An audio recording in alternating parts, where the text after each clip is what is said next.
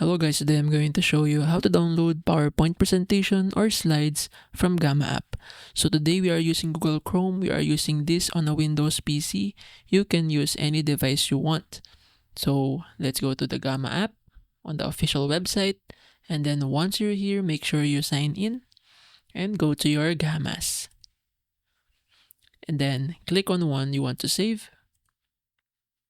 Let's open that for example. Once it loads, on the top right corner of the screen, you will see a three-dot icon beside your profile. Click on it. A drop-down menu will appear, and click on Export.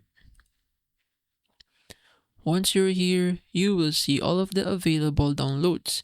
You can export it to PDF, PowerPoint, Google Slides, or PNGs. So we want it to be PowerPoint or Google Slides. So it depends on what you prefer. So for this example, let's try PowerPoint. Click on it. It will say that your PowerPoint is being generated. So wait for it to export. And then it will say here that your PowerPoint export is ready.